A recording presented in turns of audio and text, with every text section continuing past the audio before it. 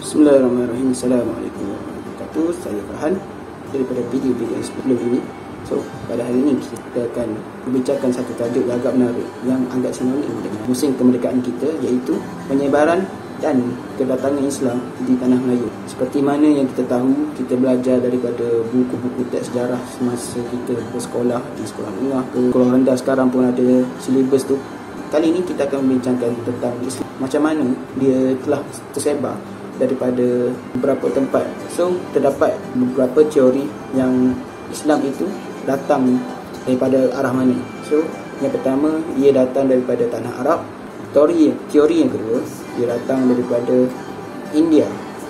Teori yang ketiga, daripada China. Dan teori keempat iaitu daripada Champa.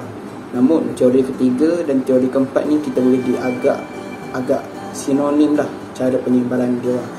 Kita akan teruskan kepada dengan teori yang pertama, iaitu teori dari tanah Arab.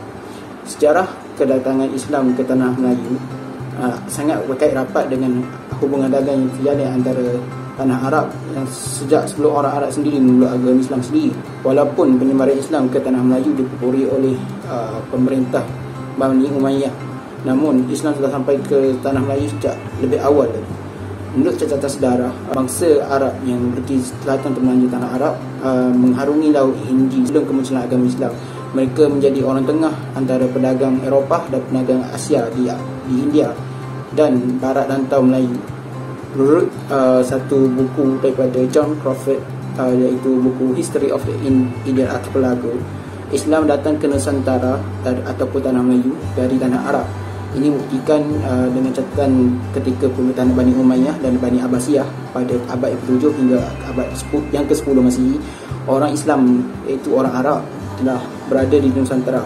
Mereka mempunyai angkatan laut yang kuat dan menjalankan perdagangan sambil menyebarkan agama Islam sepanjang perjalanan ke China melalui Nusantara.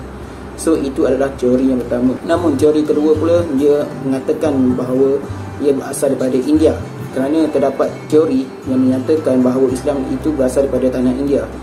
Ini dikemukakan oleh seorang scholar daripada Britain ataupun daripada tanah barat, iaitu Brian Harrison. Dia berpendapat kedatangan Islam di tanah Melayu dilakukan oleh para pedagang Islam yang bermukim di Gujarat dan Malabar.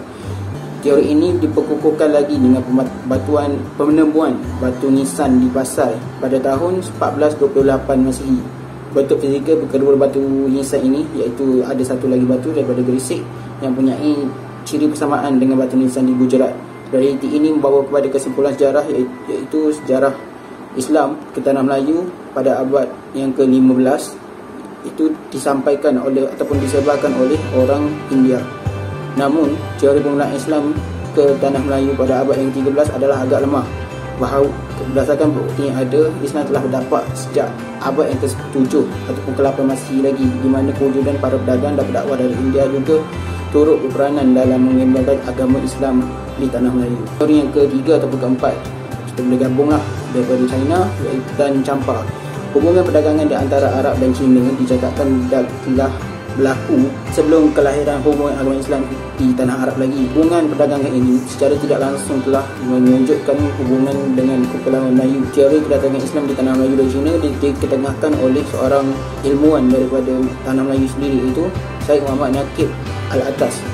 Beliau berpendapat bahawa pada pemerintahan dinasti Tang, iaitu pada abad ke-7, terdapat seramai 120,000 orang Islam di Banten telah masuk agama Islam. Pada tahun 879 Masihi telah berlaku pemberontakan kaum Tani yang mendesak pemerintah mengusir bangsa asing dari bumi Kantang. Implikasi tersebut membawa kepada penghijrahan para pedagang yang terselamat ke Champa ke tanah Kedah, iaitu Jawa dan sebagainya. Berhubung dengan teori ini, terdapat penemuan artifak dan arkeologi. Antaranya adalah batu nisan seorang wali Allah berketurunan Arab di Pekan, Pahang, di mana terukir pada batu nisan itu ayat-ayat Al-Quran.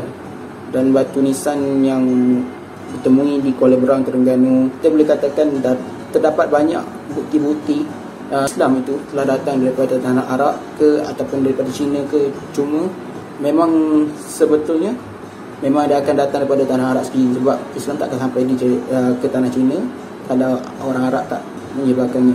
Itu saja daripada saya. Wallahu a'lam. Assalamualaikum warahmatullahi wabarakatuh.